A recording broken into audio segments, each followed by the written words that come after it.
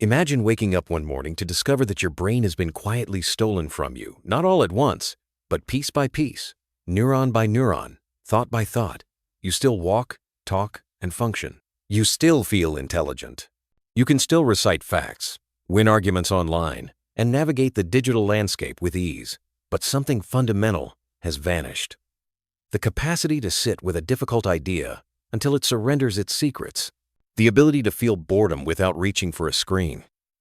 The courage to think a thought that no one has fed you. Gone. And the most terrifying part?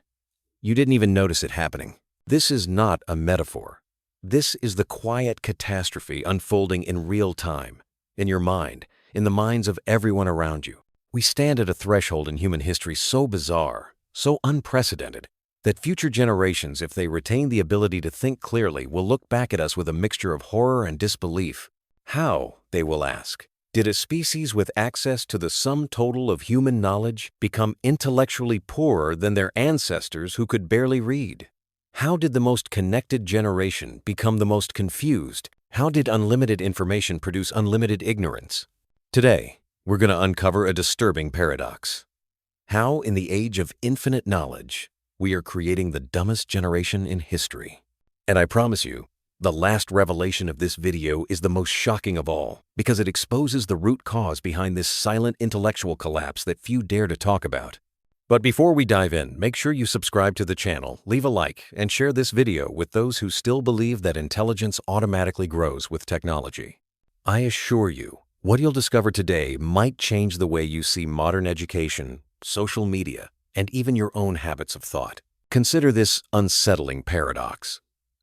A medieval peasant working the fields had access to perhaps a few dozen books in their entire lifetime, if they were fortunate. Yet they could hold a single idea in their mind for hours, days, even years. They could contemplate the nature of God, mortality, and meaning with a depth that would exhaust most modern minds within minutes. Now compare that to you, sitting with a device that contains every book ever written, every philosophical treatise, every scientific discovery, and yet you struggle to read a single article without checking notifications, switching tabs, or feeling that gnawing anxiety that you're missing something somewhere else.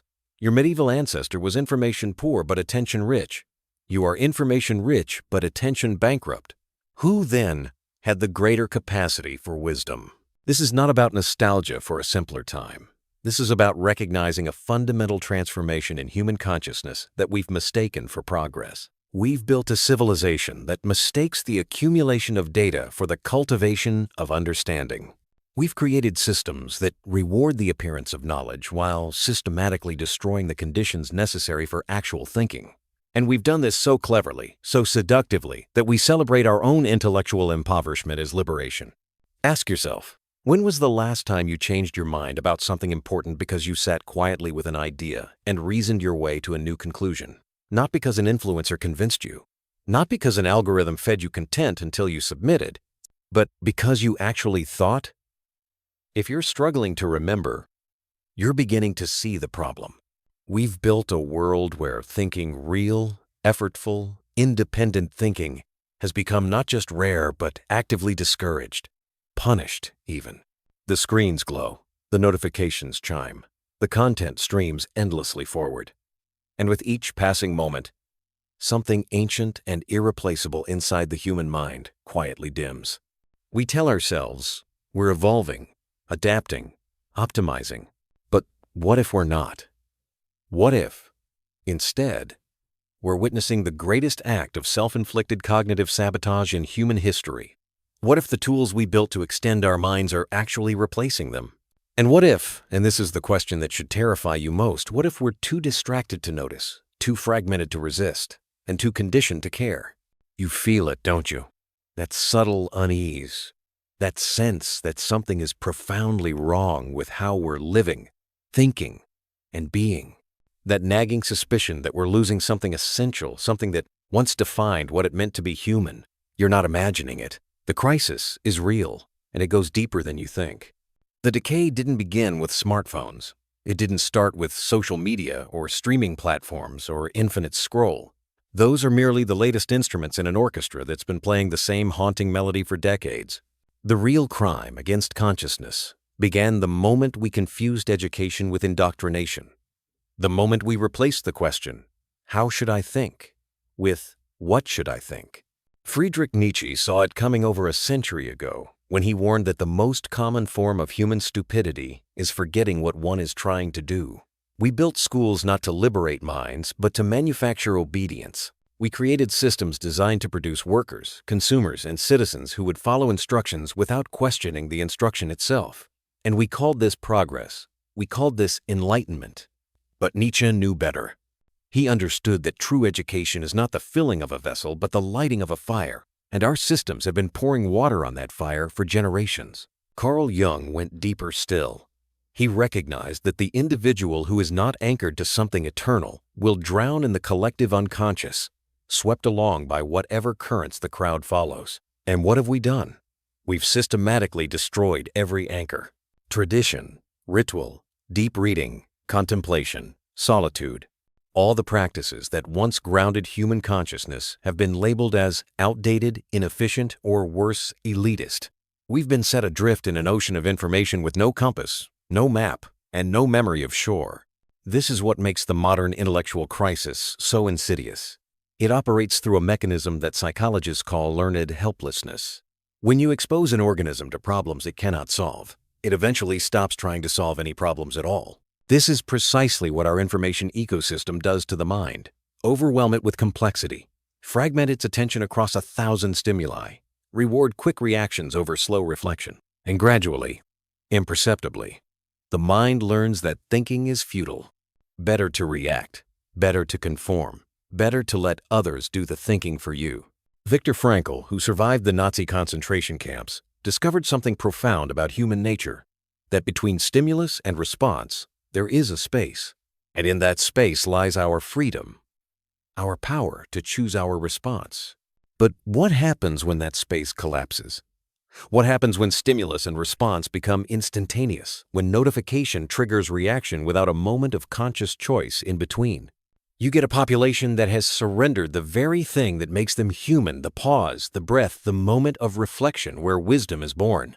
Arthur Schopenhauer understood that intellect is invisible to those who have none. This is the cruel paradox of stupidity. It cannot recognize itself. A person who has lost the ability to think deeply cannot comprehend what they've lost because the very faculty required to understand the loss has been compromised. It's like trying to see in the dark after someone has stolen your eyes. You know something is missing, but you lack the very instrument needed to perceive what it is. And so the cycle perpetuates itself. Each generation becomes slightly more disconnected from the practice of genuine thought, slightly more dependent on external validation, slightly more allergic to the discomfort of wrestling with difficult ideas. The system doesn't need to censor truth anymore. It simply makes thinking so exhausting, so unrewarding, so socially isolating that people choose ignorance voluntarily. They choose the comfort of not knowing over the burden of understanding. And they call this freedom. But here's what they don't tell you. The consequences of this intellectual surrender extend far beyond poor test scores or shortened attention spans. They reach into the very architecture of your identity, warping how you perceive reality itself. Because when you lose the ability to think independently, you don't just become less intelligent, you become someone else entirely. Someone controllable. Someone predictable. Someone whose thoughts, desires, and fears can be programmed like software. Neuroscience has revealed something chilling about the plastic nature of the human brain.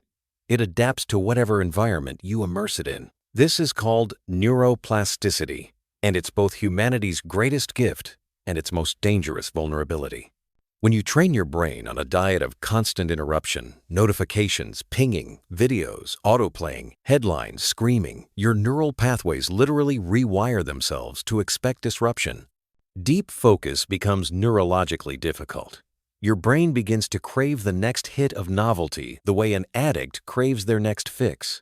And just like an addict, you lose the ability to choose. Your attention is no longer yours to control.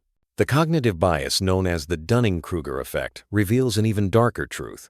Those with the least knowledge are often the most confident in their opinions. Why? Because genuine expertise brings with it an acute awareness of how much you don't know. Ignorance, by contrast, feels like certainty. It's comfortable. It's simple. And in a world that rewards confident sound bites over careful analysis, ignorance becomes a competitive advantage. The loudest voice wins. The most certain opinion spreads, and nuance, complexity, and intellectual humility are punished as weakness. This creates what psychologists call a reality distortion field. You begin to live inside an echo chamber so sophisticated that you can't see its walls. Every piece of content you consume has been algorithmically selected to confirm what you already believe, to reinforce your existing biases, to keep you engaged, which really means keeping you angry, afraid, or addicted.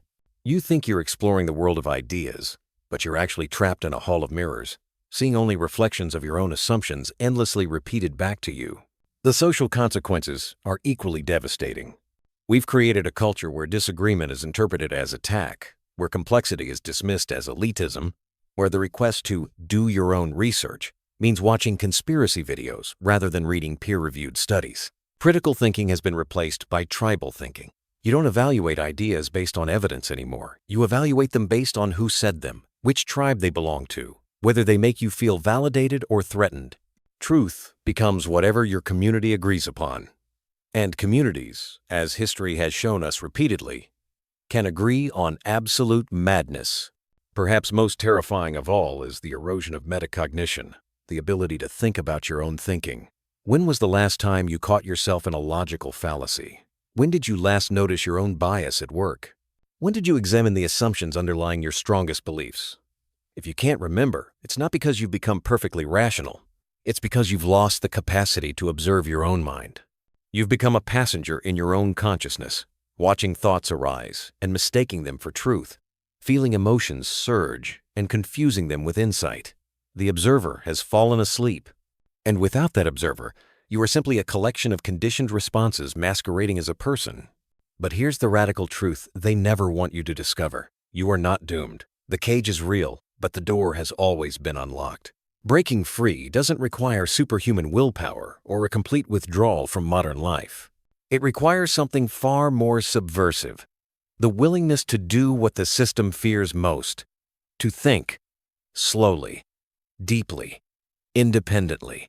The ancient Stoics understood this. Marcus Aurelius, emperor of Rome, practiced what he called the discipline of perception, the art of seeing things as they truly are, stripped of the emotional coloring and social conditioning that distorts reality. He would sit in silence and question his own thoughts. Is this true? Or is this simply what I've been taught to believe? This practice, repeated daily, became his rebellion against the madness of power and the corruption of the imperial court. He remained free because he claimed ownership of his own mind. The Buddha took it further. He taught that the root of all suffering is not external circumstances, but the untrained mind that reacts unconsciously to them. His solution? Meditation, not as relaxation or stress relief, but as a revolutionary act of observation. Watch your thoughts without identifying with them. Notice the space between stimulus and response. Reclaim that space. Expand it. In that expanded space, you discover something extraordinary. You are not your thoughts. You are the awareness that observes them, and awareness cannot be programmed. Viktor Frankl, emerging from the concentration camps, articulated the one freedom that no totalitarian system can destroy: the freedom to choose your attitude, your response, your interpretation of what happens to you. Even in the most extreme conditions of suffering, this inner freedom remained. But here's the counterintuitive insight. It's easier to recognize your freedom when you're in chains than when you're in comfort. The modern system has perfected the art of enslaving you through pleasure, through convenience, through the illusion of choice. The rebellion begins when you recognize that most of your choices have been made for you long before you were aware of them. So what does practical rebellion look like? It starts with reclaiming your attention. Turn off notifications. All of them. Treat your attention like the sacred resource it is, because every corporation, every platform, every institution is fighting for it. Create deliberate periods of disconnection, not as punishment, but as sanctuary. Read books that challenge you, that require you to wrestle with complex ideas over days and weeks. Resist the temptation to skim, to summarize, to reduce everything to bite-sized pieces. Practice boredom. Yes. Boredom, that uncomfortable state our entire civilization is designed to eliminate. Boredom is not emptiness. It's the fertile void where creativity is born, where original thought emerges, where your authentic self has space to breathe. Every time you reach for your phone to fill a moment of silence, you're training yourself to fear your own mind. Stop. Sit with the discomfort. Watch what emerges. Question everything, especially the ideas you hold most dearly. The beliefs you're afraid to examine are precisely the ones that control you. Ask, why do I believe this? Who benefits from my believing this? What would I lose if this weren't true? These questions are dangerous because they threaten the comfortable narratives you've built your identity around. Good. Real growth happens at the edge of discomfort. And now we arrive at the revelation I promised from the beginning. The one truth that, once seen, cannot be unseen. The answer to why this intellectual collapse is not just happening, but is being actively engineered. Are you ready? Because this will challenge everything you thought you understood about intelligence, progress, and the very nature of human consciousness. Here it is. Intelligence is not disappearing. It's being redistributed, and you are not the beneficiary. Let me explain. For all of human history, power belonged to those who controlled resources: land, gold, armies, oil. But in the 21st century, a new resource emerged that dwarfs all others in value: attention. Not just any attention, but predictable, controllable, monetizable attention. Your attention is worth more than your labor, more than your money, more than your vote, because whoever controls your attention controls your thoughts, and whoever controls your thoughts controls your reality. The system I've been describing, the one that fragments your focus, rewards reactivity, and punishes depth, is not a bug. It's the feature. It's working exactly as designed. Because a population capable of sustained, critical, independent thought is unpredictable. They question authority. They resist manipulation. They see through propaganda.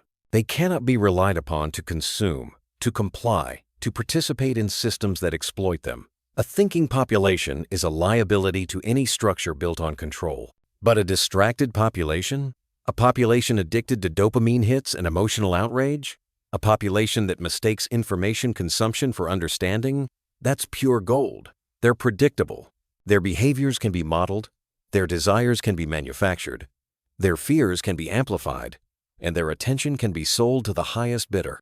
Every scroll, every click, every moment of engagement feeds algorithms that know you better than you know yourself. They can predict what you'll want before you want it, what you'll believe before you encounter it, what you'll buy before you need it. This is why the dumbing down is not accidental. It's algorithmic, it's economic, it's political. René Descartes said, "I think, therefore I am." But the modern equation has been inverted. I consume, therefore I am controlled. Your identity has been outsourced to platforms that profit from your fragmentation. Your consciousness has been colonized by systems that need you to remain just intelligent enough to operate, but not intelligent enough to question. And here's the most disturbing part. You're complicit. We all are. Every time you choose the quick dopamine hit over the slow reward of deep reading.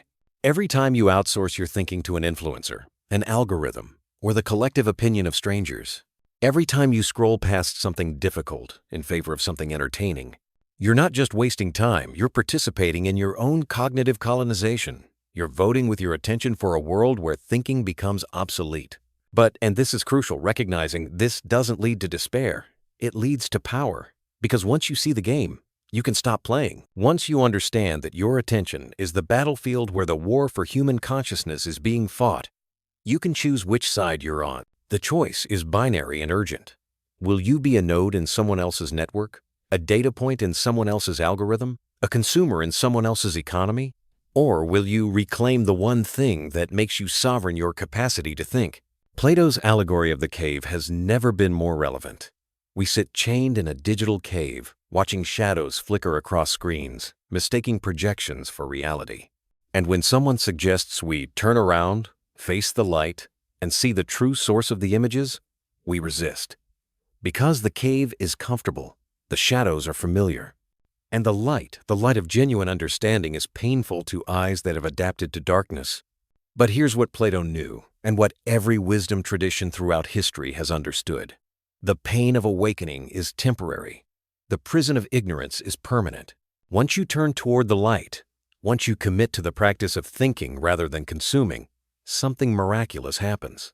The world doesn't change your perception of it does. You begin to see the mechanisms of manipulation that were always there but invisible. You notice the patterns in propaganda, the hooks in content, the ways your emotions are being weaponized for profit. And with this seeing comes an unexpected gift. Freedom. Not the false freedom of infinite choice within a predetermined menu, but the real freedom of self-determination. The freedom to say no, the freedom to be bored, the freedom to think thoughts that serve you rather than serving systems that exploit you. This freedom is not comfortable. It's lonely sometimes, countercultural often, and socially isolating occasionally. But it's yours, authentically, undeniably yours. So here's the final truth, the one that reframes everything. The dumbest generation in history will not be defined by what they didn't know. It will be defined by what they knew but chose to ignore. Future generations won't judge us for lacking information we have more than any civilization in history. They'll judge us for having unlimited access to knowledge and choosing distraction instead, for having every tool needed for enlightenment and selecting entertainment, for possessing the capacity for wisdom and settling for cleverness. But that judgment hasn't been written yet. The story is still unfolding. And yes, you are not just a character in this narrative. You're a co-author. Every moment you choose presence over distraction, depth over superficiality, truth over comfort, you're writing a different ending. Not just for yourself, but for everyone whose life you touch. Every conversation you have, every example you set. The revolution will not be televised, tweeted, or streamed. It will happen in silence, in the sacred space between your ears, in the moment you decide that your mind is not real estate to be colonized, but a universe to be explored. This is the rebellion. This is the awakening.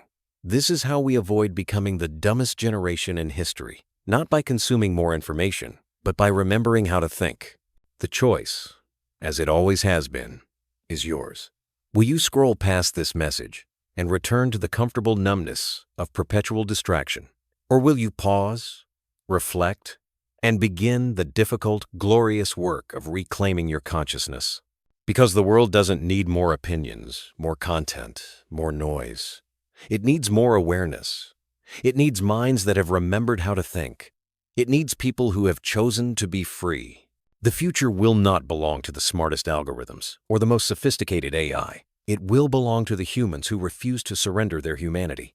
And that future begins now, in this moment, with a single decision: to think, truly think, once more.